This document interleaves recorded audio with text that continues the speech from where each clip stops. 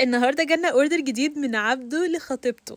عايزه اقول لكم ان هو استغل العروض والتخفيضات اللي نازله عندنا الفتره ديت في المتجر، فتعالوا نشوف هو اختار لها ايه. اول حاجه طلب ليها البرفيوم بتاع اون ماي مايند. عايزه اقول لكم يا جماعه اللي ده تستر اماراتي ونزل بسعر 200 جنيه بس، موجود منه كميه بسيطه قوي هي اللي داخل العرض. في كمان في قسم التصفيات تاني اخد الروج بتاع ساندرا نازل ب 45 جنيه بس. يا جماعه الكلام ده كله ما فيهوش اي مشكله، الاكسباير بتاعه برده ما فيهوش اي مشكله، هي الفكره كلها اللي ديت تصفيات اخر كميه في اي ستاند. اخد كمان الباليت بتاعه MN اللي هي الاي شادو اللي بتبقى عباره عن 9 درجات اعتقد.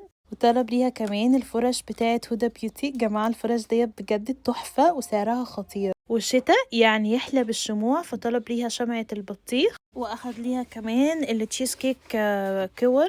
واخد ليها كمان حمام كريم الشعر من بايوسوفت بزيت الارجان، وكمان الصن بلوك بتاع انفينيتي. ومجموعة الارجان يبقى اكيد لازم ياخد كمان بلسم الشعر بزيت الارجان، احلى بلسم ممكن تستخدموه في حياتكم. وكمان اخد البيكيني باتر. وبصوا يا جماعه من عروض البوكسات اللي نازله، اخد البوكس بتاع بس اند بادي اللي نازل بسعر 250 جنيه بدل من 350 جنيه. شايفين يا جماعه بجد بوكس رهيب. الحنه بتاعه القدم بالبطيخ، وكمان اللوشن بتاع تيزوري، وكمان بودي كريم تشيز كيك.